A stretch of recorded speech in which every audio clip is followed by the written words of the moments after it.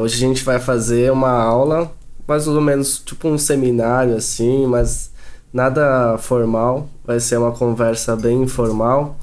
BJ, ele é um grande amigo de longa data. Nos conhecemos na época da faculdade Antes até, meu querido, nossa, bem antes, ensino médio aí.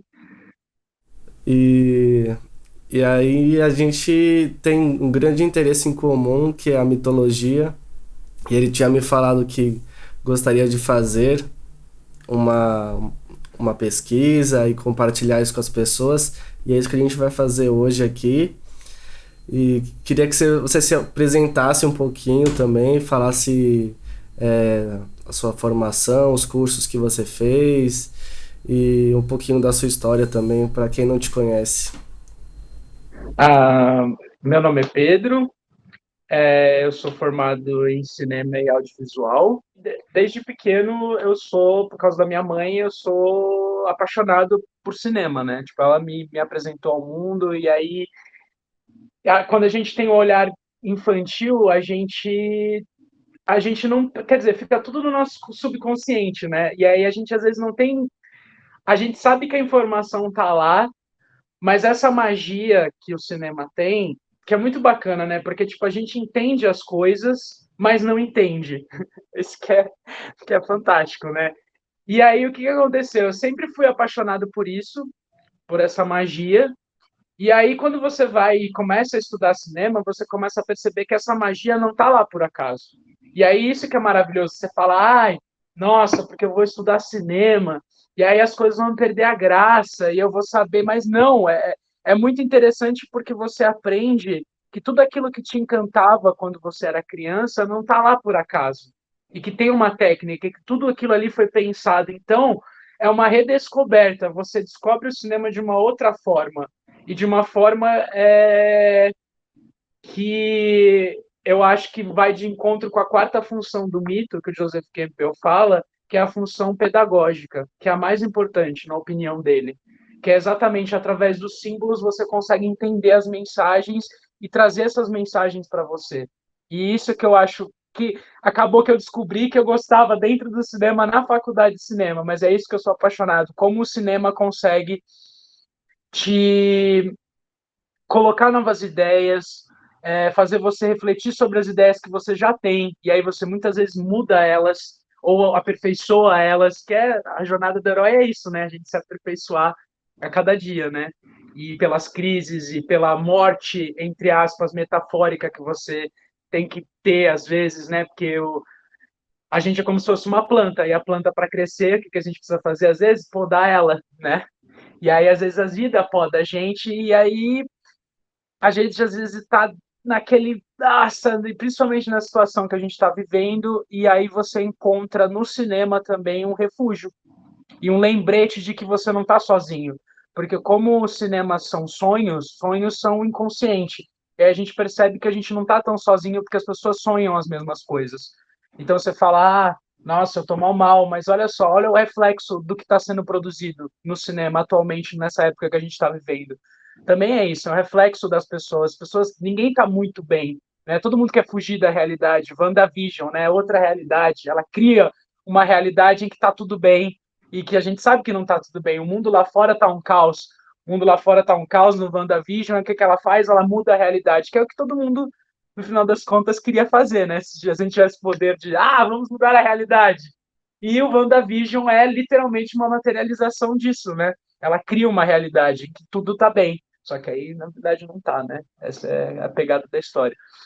E aí, basicamente, é isso.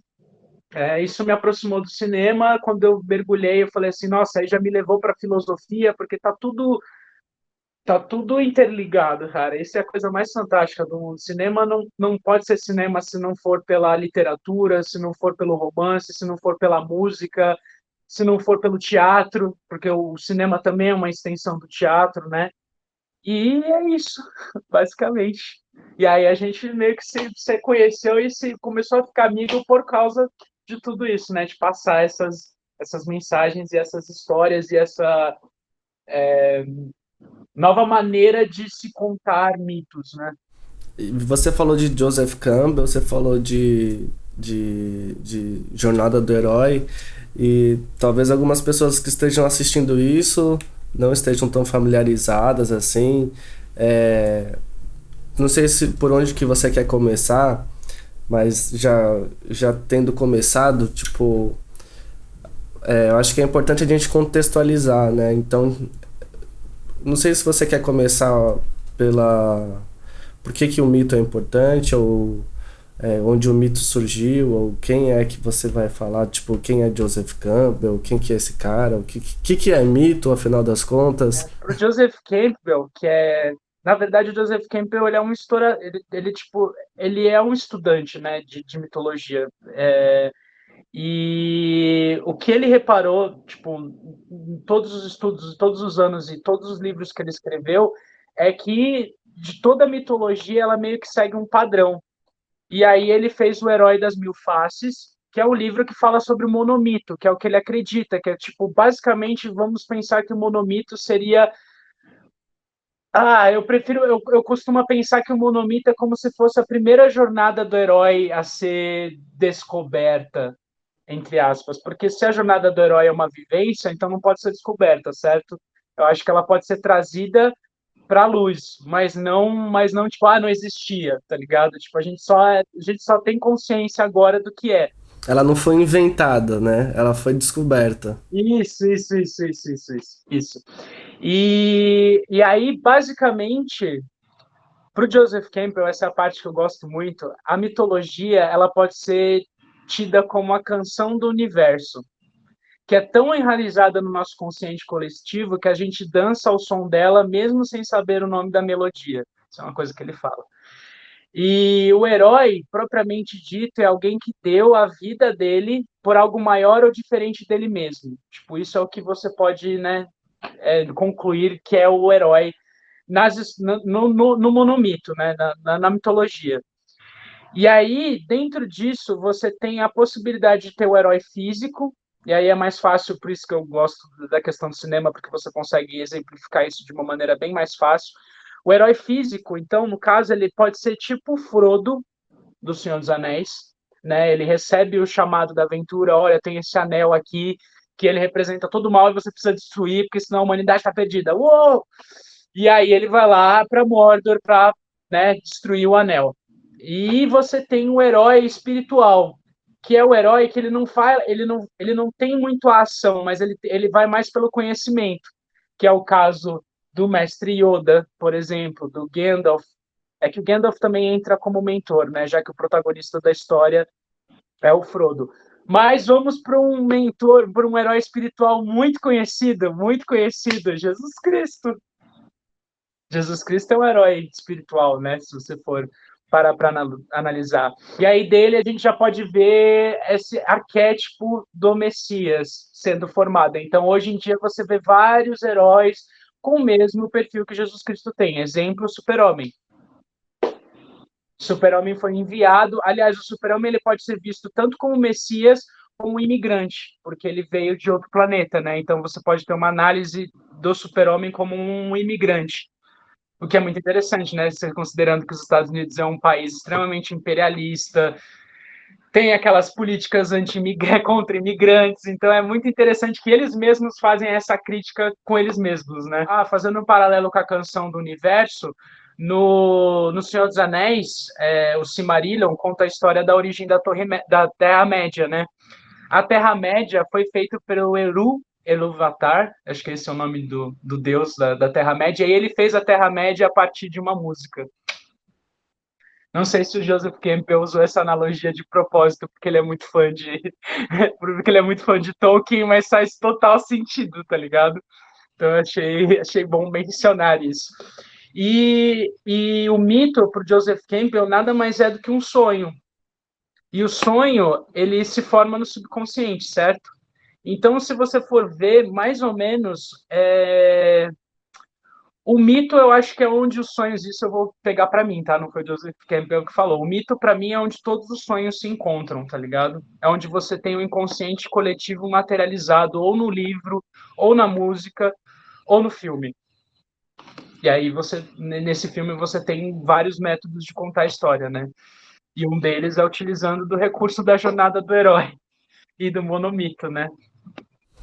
Você falou da função do mito, que um deles é ser pedagógico, né? Não sei se você lembra de todas as funções. Eu não Ah, sim, eu tenho. tô perguntando de curioso, mas não sei se você quer, tipo, falar sobre qual que é a importância da mitologia, tipo, para uma sociedade, assim, Ai, sim, sim. o propósito da mitologia, assim, tipo, porque... É porque assim, se você for parar para pensar, o mito é a manifestação simbólica do seu eu interior, né? Então, assim, daí tem a ver com sonho, como eu tinha te falado. Então,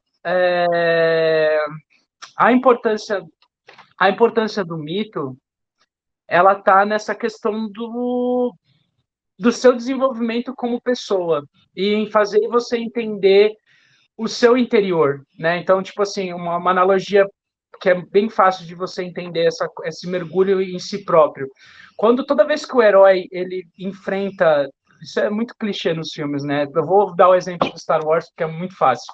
Quando o Luke vai ter o treinamento dele com o Mestre Yoda fala para ele entrar dentro de uma caverna. Dentro dessa caverna ele enfrenta teoricamente o Darth Vader, depois ele descobre que o Darth Vader é ele mesmo. É mais ou menos isso. O mito ele serve para você entrar dentro de você e se entender. Tanto que, aliás, essa morte que às vezes ocorre com o personagem quando ele entra dentro dessa caverna ou dentro desse mar, desse desconhecido, às vezes ele morre, mas essa morte ali ela tá sendo literalmente pela imagem, mas às vezes é só uma metáfora, porque você precisa morrer muitas vezes para você mesmo para renascer uma outra pessoa melhor. E aí o mito ele meio que faz com que você faça essa jornada, né? Tipo, essa jornada para dentro de você e meio que te dá as ferramentas para você conseguir achar suas respostas e o tesouro. Você entra dentro de você para buscar o seu tesouro, para poder lidar com o status quo e melhorar ele, tá ligado? Tem uma hora na conversa do Poder do Mito que o Bill Maher pergunta para Joseph Campbell como a gente consegue elevar a nossa consciência, né? Que também é uma das funções do mito. Aí ele responde: isso depende do que você está disposto a pensar. E para isso que serve a meditação. Toda a nossa vida é uma meditação, quase sempre não intencional. A maior parte das pessoas passa uma grande parte da vida meditando sobre o dinheiro, mas isso é um nível de meditação. Se você tem uma família, você se preocupa com ela. São preocupações muito justas, mas todas têm a ver com as condições físicas e com as condições espirituais das crianças. Mas como você vai comunicar uma consciência espiritual para os seus filhos se você não tem? Como é que se consegue isso? É aí que você pensa nos mitos. Para isso que eles servem, para nos levar até um nível espiritual de consciência. Os mitos e os sonhos vêm do mesmo lugar. Eles vêm de certas percepções que precisam se expressar de uma forma simbólica. É basicamente isso. Você tem a função básica do mito, que é abrir um mundo para a dimensão do mistério, que aí eu coloquei até entre parênteses, eu coloquei estímulo, questionamento. Acho que de certas maneiras sim, porque quando você vê um filme, se você entende que tudo que está ali é uma metáfora, às vezes você não entende muito bem qual que é a metáfora. Você tem uma leve ideia, mas não é tão explícito. Que nem, por exemplo, ah,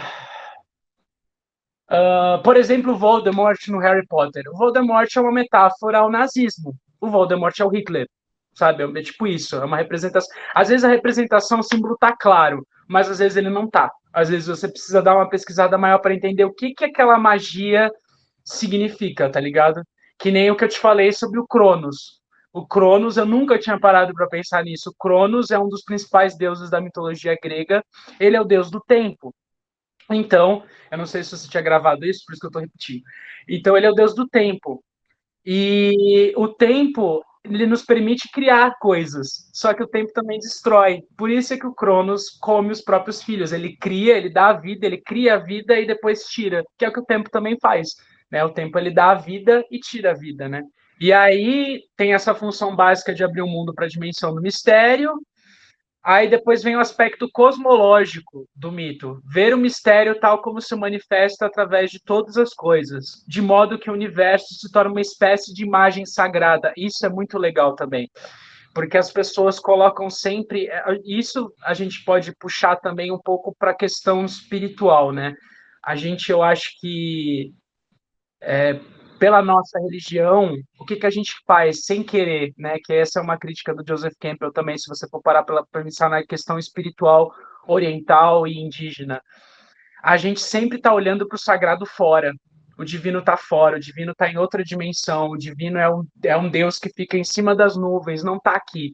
A gente está separado, e o que, que a nossa espiritualidade também fala? Que a natureza está ao nosso serviço, que a natureza não é divina. Coisa que, se você volta, se você vai para a época das cavernas e você vai olhar as pinturas rupestres, o que, que você vê? O divino, para eles, eram os animais, eram a natureza, né? E a gente aqui no Ocidente se separou disso. Acho que isso até torna. É por isso que você consegue ver que é mais fácil para a gente sair destruindo tudo, para a gente. Eu acho que a gente tem uma coisa de ser mais fácil até machucar o próximo. Por quê? Porque se o divino está fora, então eu vou passar por cima de você. Eu vou passar por cima da natureza. A natureza está ao meu serviço, você está ao meu serviço, então eu vou passar por cima de você. Entendeu? Então aí você vê como é importante o mito. Porque se você tem um mito de formação que coloca o homem e a natureza juntos e o divino juntos, você tem uma valorização da mesma. Se você coloca separado, você não vê valorização, você vê exploração, que é o que acontece, né? Estados Unidos, aqui no Brasil, enfim. E aí tá aí a importância, uma das importâncias do mito é exatamente essa, fazer você entender o seu espaço, aonde você está inserido no mundo, qual que é a sua função, para que você vive, né? A gente está procurando, as pessoas falam muito da gente procurar um sentido para a vida, e na verdade o Joseph Campbell fala que a gente não está interessado no sentido da vida propriamente dita, a gente quer experimentar a vida. A noção de experimentar a vida é muito maior do que o sentido. E esse experimentar a vida é dar sentido para ela, né? Isso a gente consegue ver, por exemplo, no Soul. Não sei se você chegou a ver o Soul, esse filme maravilhoso da Pixar. Meu Deus, sensacional. Então, ele fala exatamente isso, que a vida é uma questão de experimentar a vida, não de você ter necessariamente um propósito, que conforme você vai experimentando a vida experimentando a vida plenamente, você encontra o propósito aí, entendeu? Sem querer, fazendo. Ele fala, search for your bliss, né? O Joseph Campbell fala, tipo, aquilo que te eleva, aquilo que te dá uma alegria plena, né? Foi traduzido como alegria plena, né? Bliss, mas enfim. E aí ele fala que, se você sempre faz aquilo que te dá alegria, você está seguindo o seu propósito de vida, tá ligado? Eu, no meu caso, nós, no nosso caso, estamos, né, nos debruçando sobre o cinema e sobre contar história, porque eu acho que é uma coisa, né, que inspira, que dá alegria, enfim. E voltando, né, às funções do mito, aí a gente tem essa questão da imagem sagrada, né? Aí tem a função sociológica, que é validar ou conservar uma certa sociedade. Isso você consegue ver, porque, por exemplo, assim, a gente não viveu na Grécia Antiga, certo? Mas quando a gente vai olhar para os mitos da Grécia, a gente tem uma noção mais ou menos de como eles pensavam. A mesma coisa a mitologia egípcia, que eu estava pesquisando, eu descobri, nossa, meu, você sabe por que, que os egípcios tinham essa obsessão com a vida após a morte? Porque você pensa que eles foram a civilização que teve mais essa linha tênue entre vida e morte na vida deles. Por quê? Porque eles tinham o Nilo, que era a água, né? Que é a água que é responsável por trazer a vida, e eles tinham um deserto logo do lado, era um pé na água, um pé no deserto, deserto morte, água vida. Meu, os caras estavam era basicamente, você entende? Então é óbvio que eles iam ter essa coisa, porque, meu, imagina a dificuldade de você morar num lugar extremamente limitado, porque o Egito fica, né, tem o Nilo, mas fica entre montanhas e desertos.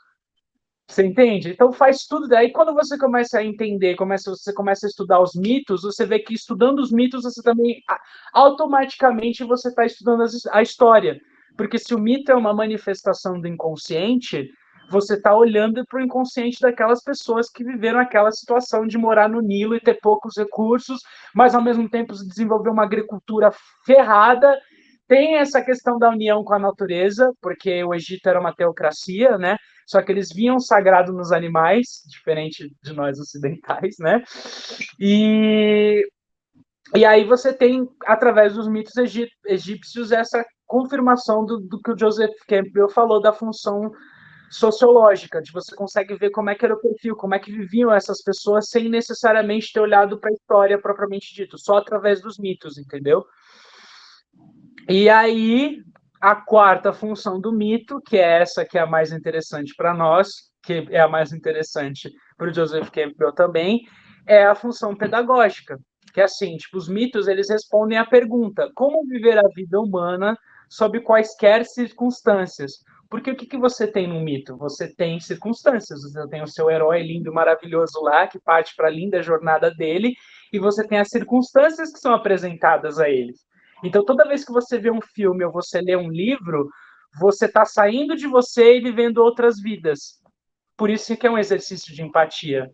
Tá aí, o Joseph Campbell não colocou isso daí, mas eu vou colocar que o mito pode ter uma quinta função, que seria exercitar a sua empatia. Porque você está saindo de você. Você está saindo e entrando dentro de você ao mesmo tempo. É um negócio muito louco. Mas então, basicamente, os carinha lá na Grécia, eles, tipo, contavam essas histórias meio que para eles conseguirem entender como que funcionava o universo, entender, tipo, por que que eles estavam vivendo, Sim.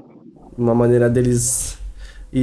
E é interessante a gente estudar a mitologia dos povos anteriores, tipo, como uma maneira da gente resgatar uma sabedoria que talvez eles já tivessem e que a gente esteja precisando, e meio que começar a entender a cultura que a gente está vivendo e buscar a mitologia nelas, tipo, qual é o tipo de mitologia que a gente consome hoje? Existe mitologia que a gente consome hoje? O que ela está passando pra gente? Ah, isso é uma questão muito legal, porque nós primeiro eu quero pegar uma coisa que você falou assim, porque aí você tem uma ideia de como as pessoas pensavam, né? Mas eu acho que você vai além, porque se você tem coisas que são, por exemplo, assim, você lê os mitos antigos, mas tem muitas coisas dos mitos antigos que você consegue achar hoje em dia. Por exemplo, o Hércules. O Hércules, como ele foi retratado no filme da Disney, que aliás é maravilhoso, era um dos meus filmes favoritos quando eu era pequeno. E eu adorava o filme, mas depois eu fiquei um pouco triste, porque quando você vai olhar a mitologia mesmo, né, da história do Hércules, ele tinha aquela força sobre-humana dele, só que ele tinha um pequeno problema, que era o acesso de fúria.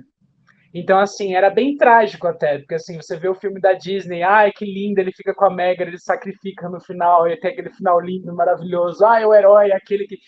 Só que na mitologia mesmo, o Hércules, ele, ele tem um acesso de fúria, um dia, não sei exatamente porquê, eu esqueci dessa parte, mas é que marcou tanto a minha cabeça quando eu descobri isso, que eu falei assim, gente, olha a Disney aí, belezando as coisas, né? Mas, enfim, o Hércules, ele tinha acessos de raiva absurdos. E desses acessos de raiva que ele tinha, ele mata os próprios filhos dele, inclusive a Mégara. A Meg. Então, tipo, na real. E aí você vê quem é o mito atual bem conhecido, que tem uma super força e que precisa da raiva dele para ter a super força dele. E é verde. O Hulk? Exatamente. Você tá entendendo? Então, assim, você fala, como é que eles pensavam? Mas, assim, eu vou além. Se você vê que tem certos mitos que sempre se repetem, só trocam a roupagem, você vê que a humanidade não muda tanto, né? Assim, a humanidade, a história muda, mas não muda tanto. Porque você consegue ver elementos parecidos. Por exemplo, não só o Hulk, vou trazer um pouco antes para o Hulk, vamos para a era venturiana. Você lembra do Jekyll and Hyde? Jekyll era um médico, cientista, que ele queria arranjar um jeito de isolar a maldade do ser humano. Ele não acreditava que o ser humano era simplesmente mal, ele achava que a maldade dava para ser separada da gente. Só que aí O que acontece? Ele vai e toma essa poção, né, que faz com que separe a maldade dele, só que ele cria uma criatura. É um monstro, é o médico e a criatura. Dr. Jekyll e o monstro, que é o Hyde, que é essa manifestação de tudo que é de ruim nele. E aí você pode pegar aquele mito indígena do lobo bom. Qual que é o lobo bom? Qual que é o lobo que você quer seguir? O lobo bom ou o lobo mau? Sabe? Que tem dentro, ambos têm dentro da gente. O Jekyll também, ele é o doutor e ele é o monstro. Você tá entendendo? Então você vê que as coisas vão se repetindo. Aí o Hulk hoje, o que, que é? É uma versão atualizada do Hércules e do Jekyll. Tá ligado? Porque o Bruce Banner, ele tem essa coisa de... E aí é muito bom porque você consegue ver esse trabalho interno. Novamente, a gente está olhando para uma coisa externa, mas que envolve um trabalho interno. Por quê? Porque o Bruce Banner tem essa luta intenso o tempo todo. Ele tá lutando contra o inimigo que tá fora, mas ele tá lutando contra o inimigo que tá dentro dele, que é essa raiva que ele precisa conter, entendeu?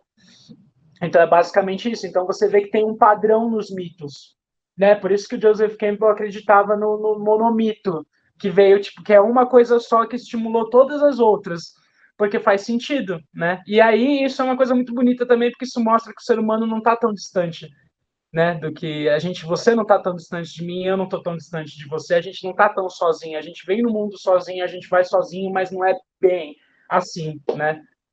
Porque a gente, todos nós, às vezes, a gente acaba tendo os mesmos sonhos, as mesmas expectativas, então a gente está muito junto, né? Às vezes eu acho que essa eu acho que pode ser a função do mito também, mostrar pra gente que a gente tá junto, que a gente não tá tão separado, né? A gente pode estar separado por uma questão de matéria, mas a gente tá junto numa questão, eu ia falar de energia, o que você quiser chamar. Eu não vou dar nomes, né, porque isso é interpretação, mas que a gente está separado pela matéria, mas junto por alguma outra coisa que isso pode ser manifestado através dos mitos, sabe? É mais é separado pelo ego, né? Materialmente, todo mundo é poeira de estrela, como já disse o Carl Sagan, né? Mas, tipo, a nossa ideia, na nossa cabeça, a gente está separado, né? E aí eu acho que o mito ajuda a pessoa. é, como é que fala?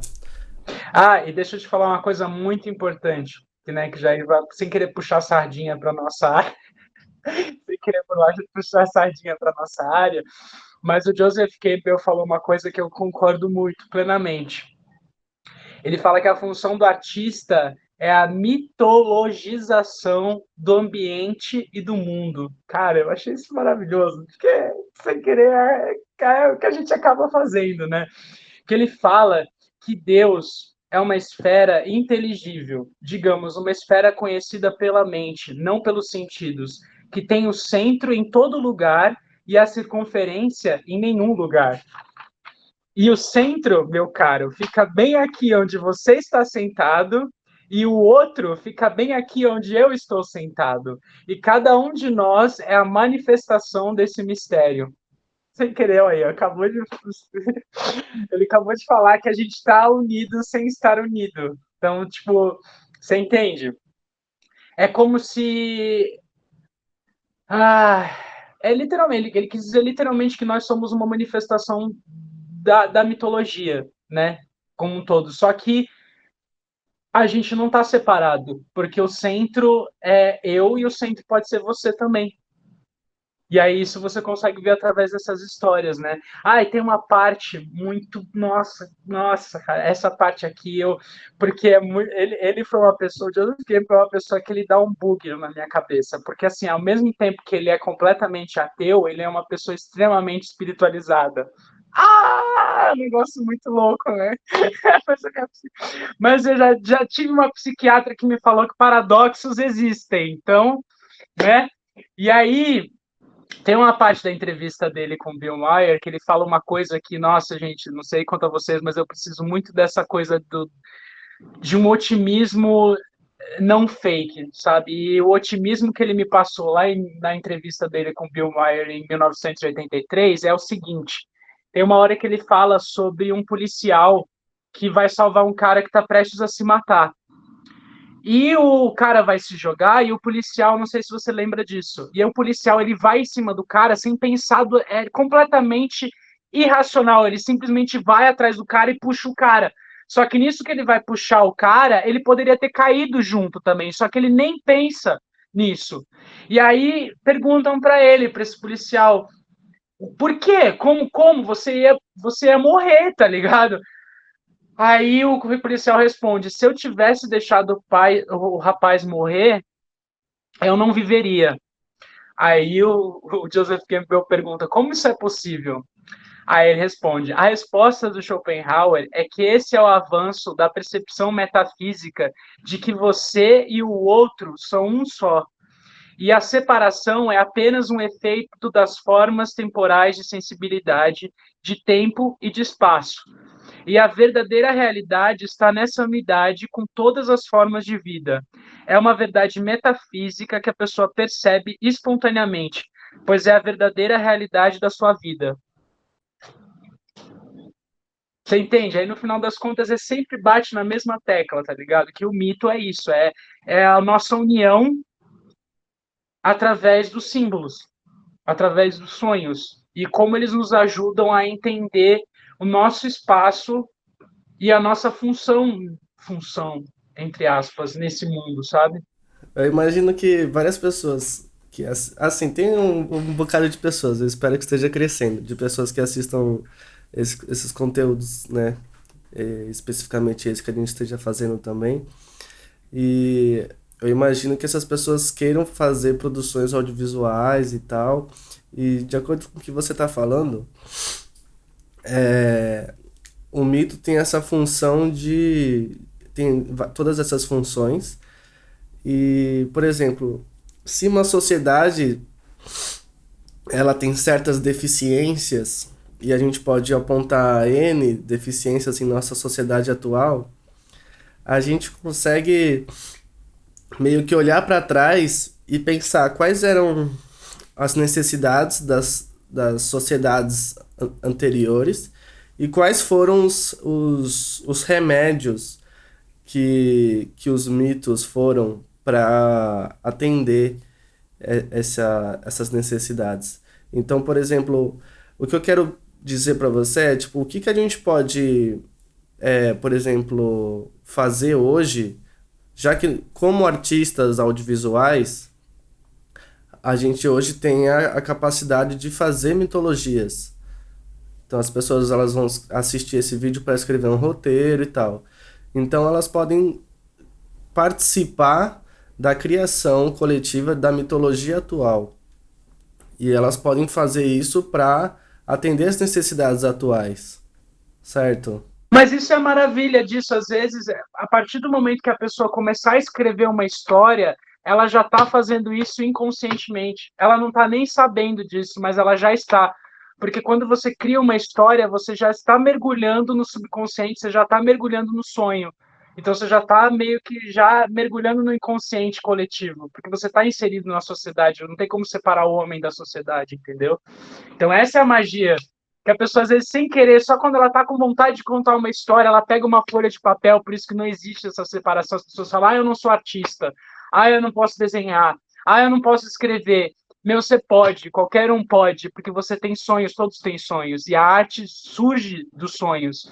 Então, a partir do momento que você começa a escrever, que você já está fora de você, que você já está no mundo que não é um mundo comum, é um mundo especial. Quando você já está mergulhando nesse mundo, você já está trabalhando com mito, você já está se unindo com outras pessoas e passando uma mensagem, entendeu?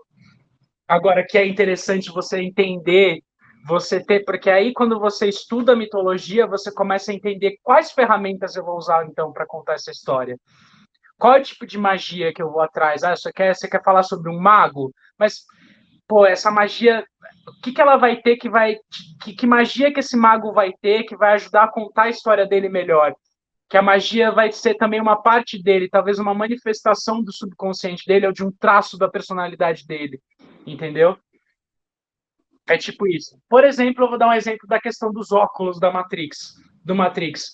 É muito interessante isso, porque você vê que os óculos. Por que o Neo, a Trinity e o Morpheus usam óculos? Porque eles conseguem ver a realidade. O óculos, no conceito do Matrix, o óculos representa essa coisa das pessoas. As pessoas que estão usando óculos escuros são as pessoas que acordaram. Ou seja, é que é engraçado, né? porque o óculos ele te ajuda a ver. Então faz sentido, são pessoas que viram a realidade, só que você precisa de um auxílio, certo? O auxílio tá no óculos.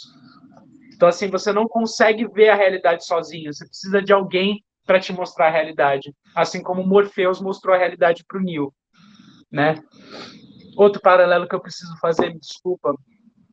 Matrix tem a questão das pílulas, né? A pílula azul significa a pílula de você fazer a pessoa ficar anestesiada sem saber da verdade. A pílula da verdade é a pílula vermelha. Tem um filme no Netflix que é sobre heróis, que se chama Freaks, Um de Nós, que é um filme alemão. E nesse filme é bem interessante porque eles fazem uma crítica social, crítica de classe, enfim, é maravilhoso esse filme e eles usam também o artifício do super-herói. Só que o que acontece? Todas as pessoas que são exploradas, por exemplo, você acompanhou a protagonista desse filme é uma mulher que trabalha numa lanchonete, ela é cozinheira e ela é mãe tipo classe média baixa, vamos dizer assim. E aí o que acontece? Ela faz tratamento com o psiquiatra e a psiquiatra dela passa uma pílula azul para ela. E essa pílula azul tira os poderes dela. Ela tem uma super força, só que aí ela toma essas pílulas azuis para ela não ter o poder dela. Aí eu falei assim, nossa, você tá entendendo? É essa a função do mito. Você assistiu Matrix, você entendeu que o símbolo da pílula azul significa o quê? Significa que a pessoa vai estar imersa numa mentira, ela não vai saber da verdade, ela não vai se conhecer, ela não vai mergulhar dentro dela mesma. Então você pega esse artifício e você já vê o artifício da pílula azul da Matrix em outro filme, que não é Matrix. Você entendeu? Mas o mito é o mesmo, o símbolo é o mesmo, a pílula azul que te mantém na mentira, que não te conta a verdade, que não faz você mergulhar em você mesmo. Sabe? É isso que eu tô querendo dizer. E, tipo, hoje a gente tem uma sociedade que, de acordo com alguns, é uma sociedade extremamente doente e é uma sociedade que faz o uso de medicamentos que deixam a pessoa lesada, deixam a pessoa anestesiada e meio que apagam toda a força que ela tem interna para que ela continue entrando no sistema, no status quo. E daí, tipo, isso já é uma analogia que várias pessoas podem usar para, tipo, e acordar as pessoas para uma dificuldade que a gente esteja vivendo hoje, né? Tem a questão, eu acho que, não sei se você quer falar sobre isso, mas a questão do maniqueísmo, de Ah, adoro. tem um lado bom e tem um lado ruim, né? Porque hoje a gente vive numa sociedade que está bem dividida, né? Eu mesmo passo por dificuldades de ter empatia por pessoas que pensam completamente diferente de mim, né? E talvez essa questão do maniqueísmo seja importante. Você falou que você quer falar do Star Wars para que no Ocidente, nessa questão do blockbuster, que foi um dos primeiros, né? Ah, sim, sim, sim, sim, porque você tem, mas antes disso eu preciso, né, a gente precisa, porque assim, o mito ele tá sempre atrelado também à história, né? Então você precisa entender aonde que o Star Wars entra historicamente. Se você for parar para pensar, o primeiro filme, ele surgiu na época da Guerra Fria, certo? Não sei se é isso, né? 77. Ele surgiu na época da Guerra Fria. Então o que que você tinha? Você tinha um mundo que estava polarizado, né? Então faz sentido, aí você pensa como é que o maniqueísmo foi desconstruído, né? Porque o maniqueísmo ele é isso, né? Você tem um personagem que ele é o vilão, simplesmente ele é o vilão, e você tem um herói. E aí o que, que acontece? É assim polarizado porque o mundo estava polarizado nessa época, entendeu? Então, assim, do mesmo jeito que e aí é muito legal porque você consegue ver a evolução da humanidade, o entendimento da humanidade também refletido nos mitos. Porque o Star Wars hoje em dia não é mais a mesma coisa que era antigamente. Você vê, por exemplo, que em 2003 eles começaram a falar: poxa, mas esse Darth Vader que todo mundo falou que era ruim, mas poxa, ele salva, né? Ele naquele momento lá, ele dá a vida dele para salvar o filho dele, né? Tipo, porque esse final é maravilhoso, ele tira a máscara, que aliás, eu nunca tinha parado para pensar nisso. Você falou sobre a gente tomar remédio, né? A gente está nessa sociedade que toma remédio para ficar passiva e não tomar atitude. E o Joseph Campbell fala que o Darth Vader ele é uma manifestação disso, da perda de si mesmo em função do sistema. Então ele perde a humanidade dele, ele se torna máquina, parte do sistema. E aí no final, o filho dele faz com que ele volte. Só que aí você pensa, poxa, aí eles pensaram, nossa, mas esse vilão aí, né? Como é que ele, o que será que fez ele virar essa pessoa, né? Esse vilão. E aí você já tem uma nova função do mito, que é mostrar que as circunstâncias são importantes na definição de quem a gente é e o que a gente vai fazer. Porque aí, quando você tem essa nova trilogia de 2000 de Star Wars, você começa a ver quem era esse personagem, quem é o Darth Vader, quem é o cara por trás da máscara. E aí você começa a entender que certas coisas foram acontecendo para ele virar quem ele virou. Então você consegue ver, poxa, o que você faz então para Anakins não virarem mais Darth Vaders? Você elimina as circunstâncias que tornaram o Anakin Darth Vader, entendeu? Então o mito serve também para isso, para você analisar as circunstâncias. Por isso é que hoje em dia você pega, por exemplo, um filme da Disney, você pega Moana, por exemplo, compara Moana com Aladdin dos anos 90, não esse remake que fizeram agora live action. No Aladdin, você tinha essa noção de, por exemplo, você tinha a materialização da noção de poder, porque o que é o gênio? O gênio, ele mostra que quanto mais poder você tem, mais preso você fica. Por isso que o gênio fala poderes semifenomenais quase cósmicos dentro de uma lâmpadazinha. Porque é isso, quanto mais poder você tem, mais escravo dele você fica, mais preso você fica. Só que você tem esses elementos maniqueístas. Você tem o Aladdin, que é essa pessoa extremamente boa, e você tem o Jafar, que é só muito ruim. E aí você tem Moana, hoje em dia, que mostra que não é bem assim. Que a vilã... vou dar um spoiler, gente, desculpa, mas eu preciso dar um spoiler. Você descobre no final de Moana que o vilão, que a vilã, a TK, que era aquele monstro de lava, na verdade era a ilha, a Tefiti, que dá a vida. Só que ela foi arrancada o coração dela. E se arrancar o coração, meu, é isso que eu acho maravilhoso da metáfora. Quantas coisas arrancam o coração das pessoas? A violência arranca o coração das pessoas, uma prisão arranca o coração das pessoas, a impossibilidade dessa pessoa de ter uma vida digna pode arrancar o coração dela. Então, você tem pessoas deixando de ser Tefiti, que dão a vida, para virar TK, que destrói a vida, que é o que está acontecendo, né? Esse ódio todo, essa polarização toda, entendeu? Só que aí, em contrapartida, os mitos estão indo contra isso. Os mitos estão falando, opa, gente, calma, calma, não é assim. Tipo, tudo que você não gosta na outra pessoa, essa fita que você falou da empatia, de como é que eu tenho empatia com a outra pessoa que tem uma opinião tão diferente da minha? Se você pensar que todo mundo tem a opinião que tem pelas circunstâncias que passou, fica mais fácil você ter empatia por essa pessoa, que você entende que ela não é culpada pelo que é culpa. Aliás, é uma coisa que depois, quando você começa a estudar o mito, você começa a entender que culpa também não existe.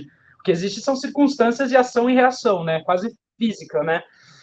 Então aí você começa, fica mais fácil você ter empatia, porque você fala, tá, essa pessoa tem essa opinião que é totalmente diferente da minha, mas o que ela passou para ter essa opinião que é tão diferente da sua? Porque se você tem essa opinião que você tem, você passou por coisas, você leu coisas, você viu coisas para ter essa opinião que você tem.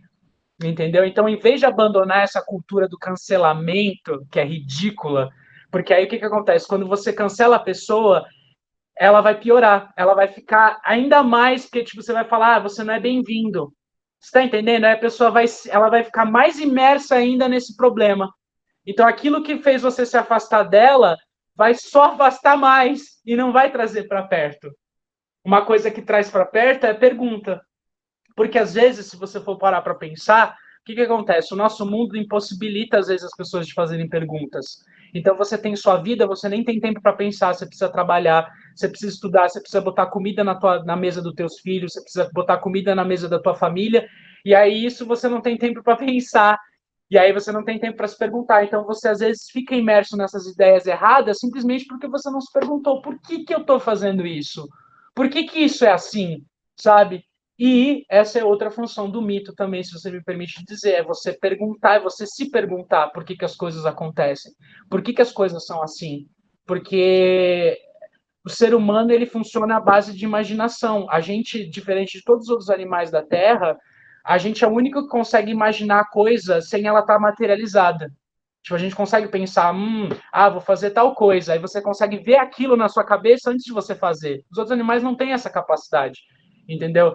Então, assim, se você tem essa capacidade de imaginar, você entende que para tal cenário, e isso a gente trabalha o tempo todo, por exemplo, a gente inventa uma história, a gente já sabe qual que é o final dela. A gente quer que o personagem acabe assim, assim, assim, e esse mundo assim, assim, assado. O que que precisa acontecer para isso acontecer? Você entende? Quais são as circunstâncias que precisam acontecer para esse personagem acontecer isso com ele no final? Toda vez que eu vou escrever alguma história, eu sempre começo pelo final. Porque quando você sabe o final, você já sabe o que precisa acontecer para esse final acontecer, entendeu? É mais ou menos isso. E aí, você entendendo isso, você consegue ter mais empatia, porque você pensa, então fulano não tem essa cabeça do nada. Tipo, não, gente, ele tem essa cabeça, ele tem essas opiniões por motivos X, X, X e Y. Então, se você não quer que ele tenha X, X e Y, é só você tirar fora, entendeu? E eu acho que isso os mitos também permitem. É você analisar essas circunstâncias e o que levou o personagem que você gosta tanto, que você está tão imerso nele, a ele fazer aquilo, entendeu? Uhum. Eu acho que uma das palavras que me vem à mente é a questão do sublime, que é aquilo que tá além do certo e errado. Tipo, a gente assiste um filme e a gente sabe que aquilo que a pessoa tá fazendo é errado. Mas a gente se colocando no lugar dela, tipo, depois que você descobre que tudo que aconteceu com Darth Vader, daí a gente se coloca no lugar daquela pessoa e fala assim, mano, eu não faria nada diferente se eu tivesse no lugar dele. É isso. E daí a gente fala, putz, isso não é questão de certo e errado, isso é questão de tipo, mano, é a natureza. A natureza é assim. E não tinha o que, dadas as circunstâncias, não tinha como ser diferente. E aí que tá o sofrimento, né? Vai dizer que, nossa, eu fico imaginando, eu não era tão fã de Star Wars. E quando eu fui assistir A Vingança do Sith, que para mim é o meu favorito desses novos, né, que falam mais da história do Darth Vader, eu acho muito legal, porque você consegue, na época que eu fui no cinema, eu conseguia ver, porque as pessoas já sabiam que o Anakin ia virar o Darth Vader. Só que naquele momento do conflito dele com Obi-Wan, você torce, você fala, não, ele não pode, ele tem que ser salvo, tá ligado? Você sofre junto. E isso é que é maravilhoso no mito. Você fala, eu entendi o porquê que o Anakin virou Darth Vader, aí você fala, eu quero consertar essa situação. Porque aí você começa a pensar em toda a questão externa que levou, né? Você percebe que ele foi criado num planeta em que a mãe dele era uma escrava, ele era escravo, e aí ele sai desse planeta, ele tipo, vem um cara para ele e fala: "Olha, se eu treinar você, você vai ser forte o suficiente para vencer esses maus e você vai conseguir salvar sua mãe e você vai conseguir salvar seu povo". E aí você pensa, você é uma criança, e aí você descobre que você tem todo esse potencial para salvar, para fazer as coisas acontecerem. E aí o que acontece no segundo filme, que ele tá mais velho, que ele já é um cavaleiro Jedi, ele volta para buscar a mãe dele. Quando ele volta para buscar a mãe dele morre nos braços dele. Ele sabendo que ela tinha, antes dela morrer nos braços dele, ela apanhou pra caramba, foi escrava lá do pessoal da areia. Então, assim, aí você vê ele fazendo aquela barbaridade de sair matando todo mundo. Às vezes você fala, poxa, e se fosse a minha mãe, sabe? Tipo, como, sabe? Então, assim, essas são as questões que vão aproximando a gente. Então você consegue ver todo mundo assistindo a Vingança do Sith e sofrendo de ver o Anakin passando pro lado negro, ainda mais sabendo que na real tudo que ele queria era salvar a pessoa que ele amava. Quem não é apegado a alguém? Quem não ama alguém? Quem não fala, eu faria de tudo por essa pessoa, até coisas que eu não gostaria de fazer, que é o que ele faz, né? Só que aí é óbvio, né? Daí depois tem a questão de como ele mergulha nisso, né? Ele mergulha de cabeça, ele vira o Darth Vader, ele vira essa pessoa ruim, entre aspas, mas aí tem aquela redenção maravilhosa que através do amor fraternal, amor do filho dele, fez ele voltar para a luz, né? Porque às vezes você vê, né? Tipo, o que é isso se não é um medo de ficar sozinho? Talvez o medo do Darth Vader fosse ficar sozinho, né? E às vezes a gente se sente tão sozinho no mundo, então é por isso, você entende?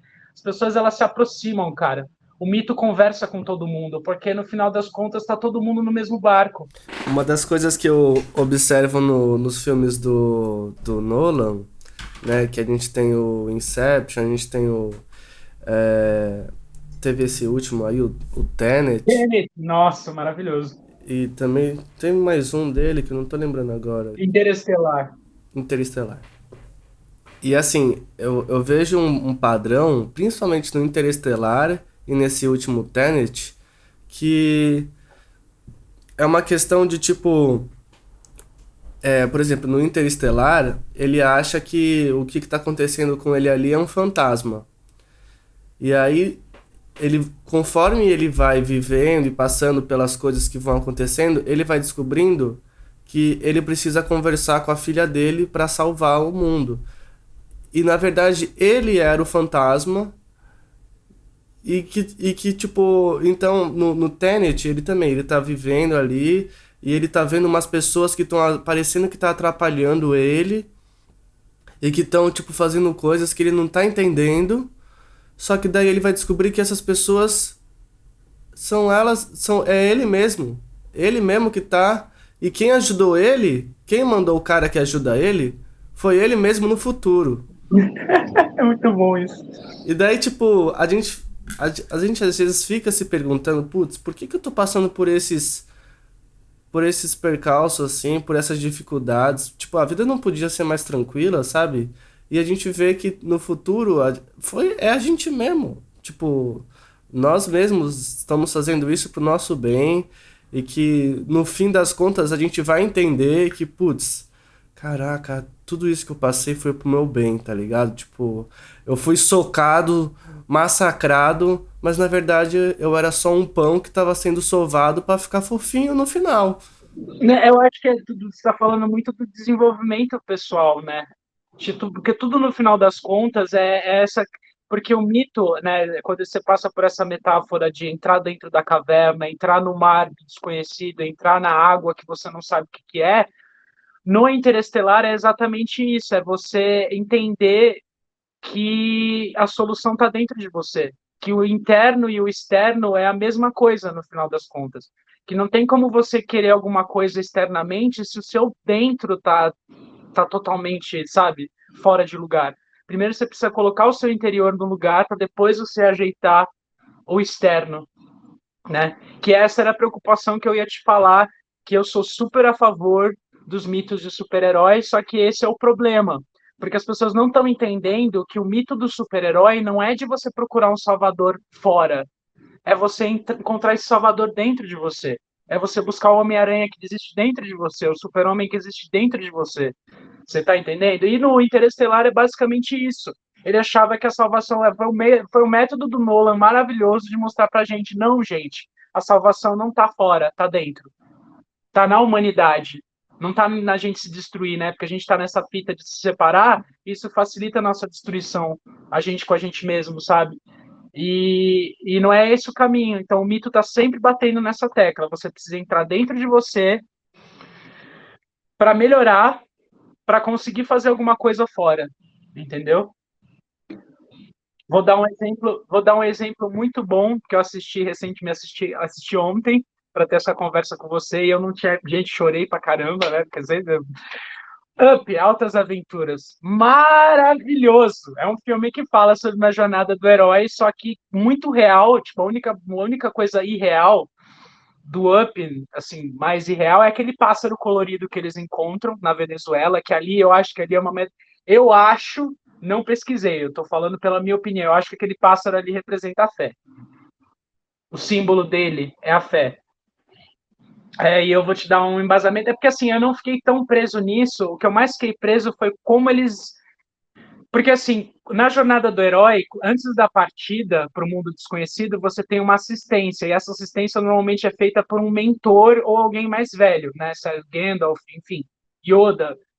E é muito engraçado porque no Up, você lembra quem é o assistente do Friedrichsen? O cachorro?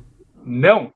O cachorro representa a parte. O cachorro representa. Toda vez que você tem um cachorro ou um gato que é auxiliar do protagonista, normalmente esse gato e esse cachorro representam o lado animal da pessoa, né? O lado selvagem. Então o Doug, na real, ele representa o lado selvagem do Friedrichsen. O assistente do Friedrichsen é o menino, é a criancinha.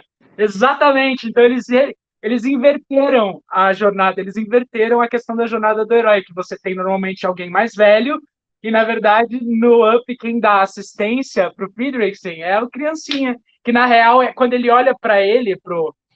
Eu esqueci o nome, o Russell. Quando ele olha pro Russell, ele começa a se ver quando ele era pequeno. E aí eu acho maravilhoso o Up, porque o Up tem a ver com o resgate da infância, né? Que às vezes você precisa resgatar o seu eu de quando você era pequeno para conseguir viver a vida, que é muito difícil conforme você vai chegando no fim dela, né? Porque o legal do Up é isso, né? Que o protagonista ele é mais velho, né? Então você não está acostumado a ver, tipo, pessoas mais velhas sendo protagonista das histórias. Normalmente eles são só assistentes, né? Então aí você vê, gente. Então a Disney tá querendo dizer, meu, você que é uma pessoa mais velha de 50 anos, relaxa que a sua vida não terminou. Muitas vezes é o começo. E a gente precisa começar a ver as crianças como mentores também, né? Sim. Nossa, esse filme é maravilhoso. E aí você vê a metáfora dentro do cenário, porque a metáfora também está no cenário. Uma coisa maravilhosa, se você for reparar, tipo, o Friedrichsen, ele era casado com a Ellie morre, só que ele mantém a casa. Na casa, você vê que tudo que é dele é mais quadrado. E tudo que era dela era mais redondo. Ela é mais redonda. Você vê que a mitologia ela transcende até o próprio texto e a trama. Ela tá dentro do cenário do personagem, ela tá dentro de como o personagem veste, ela tá dentro do formato que esse personagem tem, por isso que eu amo a animação, porque a animação ela consegue ainda ir para um lado que o live action não consegue. Você consegue trabalhar a narrativa através até do formato do personagem, como ele é desenhado, o que ele tá vestindo, tá ligado? Onde ele mora. E aí você consegue fazer a mensagem ficar implícita também nisso. Coisa que às vezes você não consegue mexer no formato você não consegue mexer no formato de um ser humano num live action. Você não consegue fazer, vou deixar meu rosto mais quadrado para mostrar que a minha personalidade é mais quadrada ou mais redonda, enfim, sabe? Eu queria que você falasse em relação ao Brasil também, tipo, Ah, quais são os heróis do Brasil? Eu lembro, acho que teve tipo uma capa da Veja, um negócio assim, que falava, que perguntava se o Capitão Nascimento era o primeiro super-herói brasileiro. A gente tem o heróis. primeiro super-herói brasileiro foi o. Se você for parar para pensar, tipo, assim, eu acho que o Capitão Nascimento ele vira herói no final, né? Quando ele entende tudo. Porque, assim, o Capitão Nascimento eu acho que ele é uma metáfora do brasileiro classe média, né? Que vê o problema na favela, né? Porque o Capitão Nascimento ele começa desse jeito, né? De uma maneira extremamente agressiva. Ele falava: Nossa, o problema tá ali. E aí você fala, não, não tá ali. E aí você vai vendo o que ele vai tendo que passar. Na verdade, eu acho que o herói dentro do Tropa de Elite é o Fraga, né? Não é o Capitão Nascimento. O Fraga abre os olhos do Capitão Nascimento e o Capitão Nascimento só vira herói no final do Tropa de Elite 2, quando ele começa a ver tudo aquilo que tá acontecendo, que ele fala, opa, o buraco é mais embaixo, não é assim, sabe? Tipo, que é aquilo que eu tava te falando, que a gente precisa entender as circunstâncias que levam os personagens a fazer tais coisas. Então é muito fácil você apontar o dedo e falar, olha, tá ali o problema. Vamos eliminar, que é coisa que o ser humano sempre faz, né? Ele não vai tentar analisar. Ele olha, aponta o dedo, julga e fala, é aquilo. Só que às vezes não é bem assim. Às vezes o buraco é mais embaixo, é mais coisa que tem ali que você precisa ver antes de você ter como é que se diz, a certeza de que aquilo ali é o problema mesmo, sabe? E, e é muito engraçado, porque se as pessoas entendessem a função do mito, elas não iam falar isso, tipo, que o Capitão Nascimento é o herói. Ele se torna o herói, mas ele não começa como o herói, né? Tipo, que é também, se você for parar para pensar, eu acho que no final das contas. Se você for parar para pensar no final das contas, a jornada torna o herói herói também, né? Então não é errado você dizer que o Capitão Nascimento é o primeiro herói brasileiro. É que assim, ele é um. Hã? E será que foi o primeiro? Do cinema, né? Não sei. É, eu acho que se você for. Eu acho que não. Eu acho que não. Com certeza não. Com certeza não. Mais uma coisa que eu acho muito. Como é que eu posso dizer? Uma coisa que eu acho muito bacana também que isso acaba gerando a discussão, né? Então, de uma certa forma, você pode vir a conversar com uma pessoa, essa pessoa virar e falar assim, não, eu acho o Capitão Nascimento um baita herói. Aí você fala, mas por que você acha ele um herói? O herói não é aquele que se sacrifica por um algo maior além dele mesmo? Você vê que essa postura o Capitão Nascimento só tem no final do primeiro filme, né? Que eu acho que é quando acontece aquilo lá com o filho dele, ou no segundo, sabe? Tipo, no começo ele tá ali por conta dele mesmo, sabe? Isso não é a postura de um herói, né? Tipo, aí vamos voltar de novo, paralelos, né? Aí você vê no começo do Hércules, quando o Hércules começa a ficar famoso, que aí ele vira e fala, pai, mas eu tenho até bonequinho, tá ligado? Aí Zeus vira e fala, mas isso não é ser um verdadeiro herói. Aí ele fica se perguntando, mas o que eu preciso fazer? Entendeu? Então, na verdade, você ser um herói não é você ficar derrotando os seus próprios problemas, né? Porque no final das contas, é aqueles monstros que o Hércules vai enfrentando, eles são metáforas dos problemas dele, né? Só que até ali ele só viveu para ele. Ele só vira um herói quando ele abandona a vida dele e mergulha no Rio da Morte para salvar a Megra. Porque ele vira e fala: dane-se, eu posso morrer, mas eu vou trazer ela de volta à vida, não me importa o que vai acontecer comigo. Entendeu? E aí no final do Tropa de Elite 1 ou 2, é que faz tempo que eu não assisti esse filme, mas eu acho que é no final do Tropa de Elite 1 ou 2 que ele passa a fazer coisas que não é para ele mesmo. Que ele entende que ele não é, ele é só parte da engrenagem do sistema, sabe? E aí ele muda, aí ele vira o herói, né? No final das contas. Você falou também, você tinha me indicado a assistir A Cidade Invisível, né? Sim, maravilhoso. Maravilhoso. Maravilhoso. Inclusive, essa é uma série que eu gostei bastante, porque apesar dela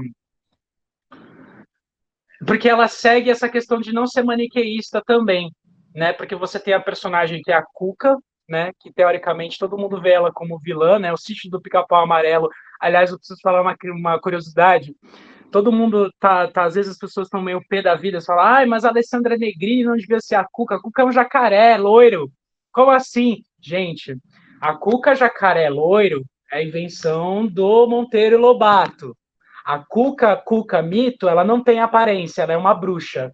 Então, assim, quando você diz, Nana, neném, que a Cuca vem pegar, o que acontece? A Cuca ela não tem forma porque é interessante para a criança ter o imaginário dela. Ela imaginar como a Cuca vai ser. Essa ser que vai comer ela se ela não dormir na hora certa. Está entendendo? Por isso que o conceito da Cuca não tem aparência, por isso que na série ela é a Alessandra Negrini, por isso que na série eles também usam do recurso dela manifestar os poderes dela através das mariposas. Por quê? Porque ela é um ser mitológico da noite.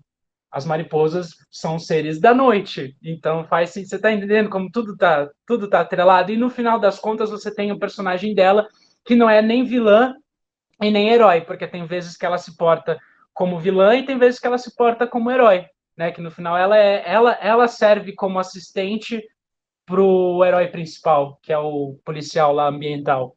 Né? Ela é o mentor dele, se você for parar para pensar. Só que ela também tem posturas que às vezes você fala, opa, meio esquisito aí esse negócio de Nana Neném que a Cuca vem pegar, né? Extremamente assustador aquele lance dos olhos também, né? Dos olhos da mariposa virar os olhos dela. Achei aquilo, nossa, sensacional. E essa nova roupagem que eles deram para os mitos de uma maneira geral, né? Que o Saci, ele não nasceu Saci, que o Saci é uma entidade da floresta que concedeu, é um elemento da floresta que, por compaixão, a natureza cedeu os poderes para o Saci, né? O Saci era um escravo que cortou a própria perna para poder escapar, né, do destino da morte, só que aí ele acaba morrendo, e aí a natureza tem essa compaixão por ele, traz ele de volta à vida como elemental do ar, né? Tanto que o nome dele, eu achei isso maravilhoso também, né? Que o nome dele, Isaac, é Saci, né? Tipo, é um anagrama que fala, né? Quando você mexe nas letras de um nome, muda e vira outro nome. E assim, uma das perguntas que eu tenho pra você, uma pergunta pessoal mesmo, assim, que aconteceu comigo, eu vejo acontecer com outras pessoas e de repente você consegue me ajudar e ajudar elas também, porque a gente falou do Tropa de Elite, né? E A questão do Tropa de Elite, tem muita gente que entende errado, assim, a questão de, tipo, sabe, a pessoa ela ser nazista, fascista e gostar de Star Wars. Ah, sim. E assim, como evitar que isso aconteça, sabe? Porque eu já fiz um filme para passar uma mensagem e daí eu fui ver no final a pessoa entendeu tudo errado, sabe? Tipo assim, você faz um filme para mostrar que os fascistas eles são estão fazendo coisas prejudiciais às pessoas. E daí você faz um filme do Star Wars e mostra para essas pessoas e as pessoas assim, vai Stormtroopers, vai Darth Vader. E você fala assim, meu Deus, as pessoas não estão entendendo nada. Eu acho que foi por tudo. Eu acho que é pior quando acontece o inverso, cara. Quando a pessoa vai assistir Star Wars, ela fica do lado dos rebeldes, torce pelo Luke Skywalker cada minuto, mas quando ela vai votar, ela vota no Bolsonaro. Ela vota no Palpatine, entendeu? Eu acho que isso é pior. É pior, bem. Porque aí a pessoa realmente não entende. Agora você falou uma questão que é muito complicada, né, cara? Porque Onde estamos errando? onde estamos errando? Eu acho que não é. Aí, desculpa, mas não é a gente que está errando, cara. Eu acho que aí tem a ver com um problema que é um problema já tem tempos, né? Que é a questão da educação, né?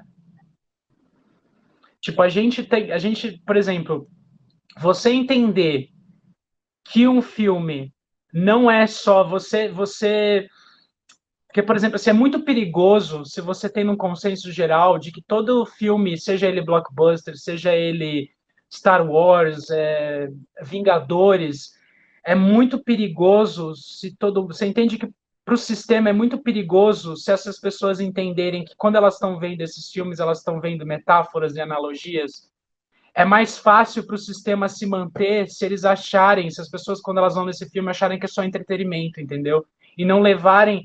Que é essa, eu acho que é o único defeito do mito. Mas aí eu não acho que é nem um defeito do mito, é um defeito da indústria. Aí é o defeito do capitalismo, enfim. Que é você não. As pessoas elas não têm noção de que o mito e a história que elas estão vendo é uma ferramenta de evolução própria delas e evolução da sociedade. Elas acham que é só uma história bonita e mágica, entendeu? Essa, só que aí você entende também que não é culpa da pessoa dela não ter essa, você está entendendo? Então assim, não é culpa do mito, mas também é uma problemática. Isso que você falou é realmente é um problema muito grande, mas aí eu também, aí eu é complicado porque eu acho que para mudar isso vem tanto da nossa parte de ter essas discussões que a gente está tendo. Então, quanto mais as pessoas que sabem que quando você faz uma história, você não está fazendo uma história só para entreter, você está transmitindo uma mensagem. Essa deveria ser a coisa mais importante. Então, se você tem noção disso, fica mais fácil a gente tornar isso consciente, né? Porque o mito ele só tem significado mesmo quando você entende essas metáforas, quando você entende Jesus, né? Jesus ele usava do mito também, ele usava as parábolas para contar histórias, ele falava sobre coisas que não existiam para falar sobre uma verdade maior. E o mito é a mesma coisa. Então assim, tudo que você vê no Star Wars é alegoria de algo maior, é alegoria de um sistema. Meu, você pode dizer que o Palpatine é quase um Trump, só que ele é mais inteligente, né? O Palpatine ele consegue, né? Porque ele arquiteta a guerra entre a República e os separatistas. Eu acho que o Trump não tem.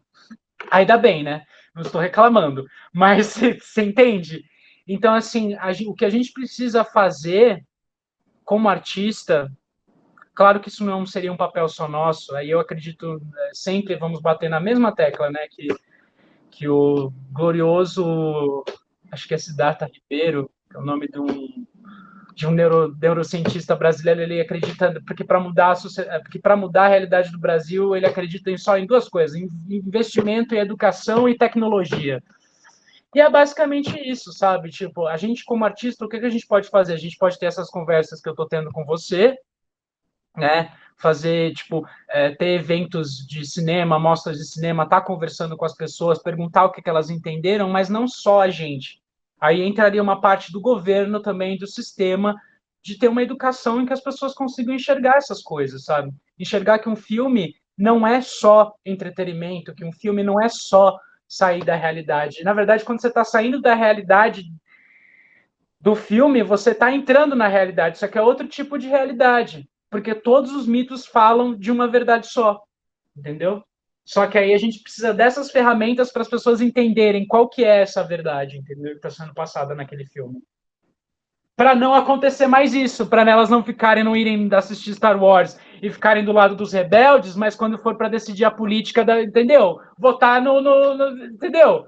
É isso. É, tipo, a pessoa precisa ter as ferramentas para entender, entendeu? Isso. Uhum. Eu acho que o mito em si é uma das ferramentas, como você falou, ele tem a função pedagógica. E, tipo, se a pedagogia não tá ensinando direito, a gente precisa mudar a pedagogia. Ou a gente tem que ensinar as pessoas a aprenderem. Então, tipo, o que que eu tô pensando aqui? A gente tem que fazer uma mitologia para ensinar as pessoas a entenderem mitologia. Então, a gente tem que contar uma história de um povo que é mostrado algo e entende o completo oposto, para que a gente consiga acessar o inconsciente desse povo e dizer assim: vocês estão entendendo tudo errado, sabe? Tipo, a gente tem que fazer um Star Wars em que o Darth Vader ele esteja. Não, os rebeldes estejam fazendo filmes e as pessoas assistindo o filme estão saindo de lá votando no Darth Vader, sabe? Tipo, Não, voltando no Palpatine bem, né? Ele já transcendeu. Já foi pro pior ainda, tá ligado?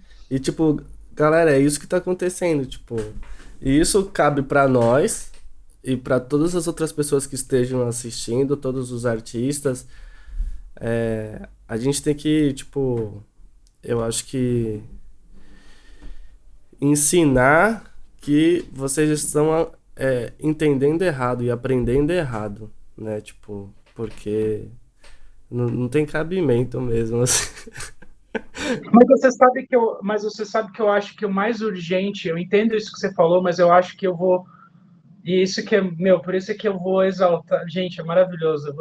Porque esse homem morreu em 1987, sabe? Então, e ele falou uma coisa que para mim é a maior verdade possível, cara. Quando o Bill Moyer pergunta para o Joseph Campbell qual que seria o mito ideal para ele do futuro, olha que esse cara, gente, 1987, velho. Ai, meu Deus, eu quero ser ele quando eu crescer. O que o Joseph Campbell respondeu para ele, que eu acho que isso é mais importante ainda do que você está falando, Ariel, porque como o mito ele fica no nosso inconsciente, então assim, que mensagem que a gente quer deixar, quase como se fosse uma verdade absoluta. E aí ele fala de um mito que não enxerga, que não coloca mais separação. Ele fala de um mito que volte às origens e faça com que a gente se enxergue como uma união. Então, assim, você não tem mais países, você tem o planeta Terra. Você não tem que pensar no Brasil, você tem que pensar na Terra. Você não tem que pensar nos Estados Unidos, você tem que pensar na Terra. Então ele fala dessa questão, disso, esse é o mito ideal. Ele falou que é isso que a gente tem que bater nessa tecla, de parar de se enxergar como território, como linha imaginária, e se enxergar como um planeta, como um organismo vivo. Ele fala da Terra como um organismo vivo, Gaia, né? Ele usa a mitologia Gaia para falar que a Terra é um organismo vivo e a gente faz parte. Ele até, inclusive, fala uma coisa muito linda, que se a gente for parar para pensar como a gente é o único ser que tem consciência, a gente é a consciência do planeta Terra. A gente é o ouvido, os olhos e a boca da Terra. Então a gente tem que ter essa responsabilidade de se enxergar como a Terra e não como um país, sabe? E eu acho que isso aí, se a gente pensasse já nisso, você já consegue evoluir disso para outras coisas. Porque quando você se entende como um planeta, fica mais fácil a ajuda vir. Fica mais fácil das pessoas entenderem isso que você está falando. Tipo, quando você vai assistir um filme, não é só a magia, tem um sentido, entendeu? Se você tem pessoas, porque assim, o que acontece? O conhecimento às vezes ele fica muito parado, tipo assim, vou dar um exemplo. A gente fica aqui conversando no Brasil e aí fica o grupinho do Brasil. Aí ficam lá nos Estados Unidos, grupinhos, entendeu? E isso não vai. Porque às vezes uma pessoa que está lá na Índia tem uma resposta de alguma coisa que eu preciso saber aqui no Brasil. E essa nossa identidade de país está atrapalhando a gente evoluir como ser humano, porque a partir do momento que a gente se vê como o planeta Terra, a ajuda chega mais fácil, sabe? Você consegue entender, por exemplo, a questão do conflito, né? O que a guerra faz? A guerra faz com que você acredite que você está lutando pela sua pátria e você está matando o inimigo. Só que, mano, esse inimigo é você mesmo de outro lugar. Você está matando outras pessoas que têm família, que tem uma história tão maravilhosa quanto a tua, que tem uma jornada, você está matando uma pessoa que tem uma jornada do herói, ela é o herói também. Você está entendendo por quê? Porque a gente não tem essa visão globalizada, que é o que o Joseph Campbell falou que para ele é o mito ideal. É você ter mitos que comecem a fazer a gente se identificar com um todo e o todo fazer parte da gente sempre, sabe? E não se colocar à parte. É isso, cara. Eu acho que é basicamente por aí que a gente tem que ir. Porque se hoje a gente está falando em luta de classes e bababá, eu acho que muito vem disso. Nossa, bababá é foda, né? Que é uma coisa muito importante. Se hoje a gente tem consciência e hoje a gente luta por alguma coisa, eu acho que a gente começou muito, ouso dizer, você viu Vida de Inseto, certo? Você não acha que começou levemente? A sementinha não foi plantada ali? Quando você começou a ver, opa, essas formigas aí, elas são maiores, elas têm mais quantidade de formiga que gafanhoto, né? E esses gafanhotos estão explorando as formigas. E as formigas não entendem que elas, em número, são muito maiores. Olha isso, velho. Você tá entendendo? Então, assim, eu acho que se a gente fazer a nossa parte como artista, né, e fazer essa mitologização das coisas, a gente já está fazendo a nossa parte, mas se a gente bater nessa tecla da união, essa tecla vai ser a que vai levar a gente a todas as outras coisas, porque essa fantasia que essas crianças vão estar imersas, essa nova geração vai estar imersa, vai ser essas as pulgas que a gente vai colocar atrás da orelha delas, que vai fazer elas, quando elas crescerem, falarem: então a gente é um só. Então elas não vão mais se enxergar como separado do próximo. A ideia vai estar tão intrínseca, desde pequena elas estão ouvindo isso. Você faz parte de um todo, você faz parte de um todo, é o planeta, não é país. Você está entendendo? É assim que você muda a situação também, não só através da educação, mas também, né, você consegue através do mito também mudar o ponto de vista das pessoas, de um todo. Você está mexendo no consciente coletivo, né? Perfeito. Acho que isso era uma das coisas que eu falava de mais importante, acho que você resgatou. Tipo, é, fico muito feliz. Parece que eu tô falando comigo mesmo, assim, sabe? E Mas a gente faz isso, meu. Quando a gente vê um filme, a gente também tá falando com a gente mesmo. Se você chora, se você tá vendo um filme e você chora, cara, você pode ter certeza que você tá chorando por você mesmo. Com aquela situação que remete a alguma coisa sua, sabe? eu fico tentando imaginar, tipo, uma pessoa que discorda completamente de mim assistindo esse vídeo. E, tipo, provavelmente ela vai ficar preocupada. Ai, meu Deus, esses globalistas, eles querem dominar o mundo e querem fazer lavagem cerebral nas criancinhas, sabe? E provavelmente essa pessoa, ela também está precisando entender isso. E, assim, uma das analogias que, inclusive, você falou é que se a Terra é um lugar onde está todo mundo aqui e em volta da gente por milhões de quilômetros não tem nada, ou seja, estamos ilhados aqui, e mesmo se você acreditar na Terra plana, tudo bem, estamos sozinhos aqui na Terra plana. É, é como se fosse um barco. E, tipo, a gente está matando uma outra pessoa de outra parte desse barco, a gente está se prejudicando, porque a gente está perdendo um tripulante. A gente está perdendo uma pessoa que pode remar junto com a gente e pode ajudar a esse barco ter uma vida melhor.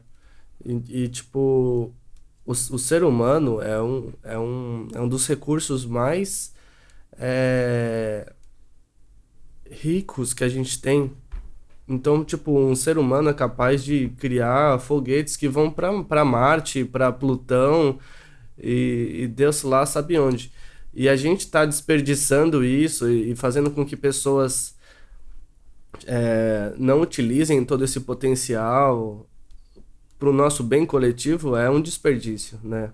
Então, tipo, eu fico muito feliz de essa ter sido eu acredito que a gente esteja finalizando aqui uma das últimas mensagens da nossa conversa aqui. Eu acho que eu posso fazer um paralelo com aquele filme maravilhoso da Pixar, Wall-E, né? Eles materializaram exatamente essa ideia, porque se você for parar para pensar, a Terra, qual que é o cenário do filme do Wall-E, né? Você tem uma Terra devastada, né, pelo sistema, né? Tudo virou lixo, né? Inclusive você tem um robô que se comporta mais como humano que os próprios humanos, que essa é a graça do Wall-E, né? Que toda vez que você tem um robô, normalmente esse robô ele normalmente representa as pessoas que foram esquecidas, né, da sociedade. O robô é tipo essa pessoa, tipo, você fala, ai, nossa, então quer dizer que você pensa, nossa, então quer dizer que você sente, você tem sonhos, né? O Andrew do Homem Bicentenário, né? Tipo, a máquina, a inteligência artificial dentro do mito, ela tá aí para mostrar que essas pessoas que são tidas como invisíveis, como robôs que não pensam, que só fazem, que estão ali para ser, eles são pessoas, sabe? Tem sentimentos, tem sonhos, sabe? Então, e eu acho muito bacana a questão do Aui, porque ele é isso, você lembra, né? Tipo, estão todos os seres humanos numa nave só, e, meu, se a gente não se unir, acabou o planeta. Aliás, eu acho que é bem radical, eu acho que o Aui, ele é bem radical nesse ponto, né? Ele não tem papas na língua, não, gente. Ele fala, ó, vou mostrar para as crianças. Crianças, se a gente não mudar a nossa postura, a hora que vai acontecer. Eu acho maravilhoso, entendeu? E essa é a função do mito, às vezes, também, né? Dar um chacoalhão, falar, olha, então, né, se a gente estiver continuando nessa postura, vai acontecer isso, isso e isso, né? Só você ver aqueles clássicos da literatura, 1984, do George Orwell, enfim, até a Revolução dos Bichos, que ele usa a metáfora da fazenda para representar o sistema, enfim. E é isso, meu querido. Eu acho que a nossa parte é sempre ter essas conversas o máximo possível, sabe? Tipo, quem é artista que nem a gente, seja tipo que trabalha no âmbito do audiovisual, seja na pintura, seja na música, é ter sempre essas conversas, entender que todo mundo é artista, porque o artista nada mais é do que essa pessoa que mergulha no inconsciente, no subconsciente, no sonho. Todo mundo sonha, todo mundo tem inconsciente, todo mundo tem, entendeu? Então todo mundo é artista. E aí através disso você ter essas conversas, mas também entender que existe a parte sistêmica também, né? Que é essa parte do investimento na educação, que é você dar as ferramentas para as pessoas, para elas entenderem que quando elas estão assistindo um filme, não é só o entretenimento. O filme está dando as ferramentas de autoentendimento e de autoevolução. Não sei nem se existe isso, autoevolução, mas enfim. Você entendeu, né? De evolução do ego, vamos dizer assim, sabe? Bem, eu vou deixar um pedido para as pessoas que estão assistindo para dizerem o que elas mais gostaram. Se elas tiverem. A gente ficou meio na dúvida, né? Quais são os super-heróis brasileiros? Se vocês tiverem alguma sugestão, indicação pra gente assistir alguma coisa, ou tipo, falar pra alguma coisa que a gente já tenha assistido. Ah, isso é um herói brasileiro também, né? Aí tem o Besouro, da capoeira. Ah, sim, sim. É um baita super-herói com os orixás, né? Não sei se é assim que fala, mas baita filme. Então tem muita coisa boa aí. Deixem as suas indicações que a gente depois vai assistir e compartilhar com vocês também. Então tenham um ótimo dia, ótima semana. Nos vemos nos próximos vídeos. E outra coisa, só para finalizar, aquela recomendação que eu acho muito boa para ficar, né? Porque a gente falou sobre a questão do herói, pá, e tudo mais. Então, eu acho muito importante que as pessoas assistam The Boys, essa série que está aí para desconstruir totalmente essa questão de herói e a procura do salvador externo. Não tem salvador externo, gente. É a gente com a gente mesmo se unindo para fazer uma mudança, porque a salvação não tá, vai ter muita gente que vai se vestir de Salvador e vai querer enfiar a gente numa, bom, cenário político atual, né, gente? Tivemos um cara que se pintou de Salvador e está transformando isso aqui no inferno. Então, a gente já sabe que isso não é o caminho, né? A gente precisa evoluir dentro para fora, não fora para dentro. É isso. Basicamente, essa é a mensagem do mito. Fica para vocês e assistam The Boys, que é muito bom. Vai mexer com as estruturas de vocês. Essa é a mensagem do mito. Você, tal como se conhece, não é o termo final da sua existência e você precisa morrer. Aí eu botei entre parênteses metaforicamente de um jeito ou de outro, ou se entregando a alguma coisa, ou mesmo ficando fisicamente aniquilado para voltar ou para reconhecer. A vida está sempre à beira da morte, sempre. E não devemos não ter medo, mas sim coragem de viver. Esse é o princípio da iniciação que há em todas as histórias heróicas.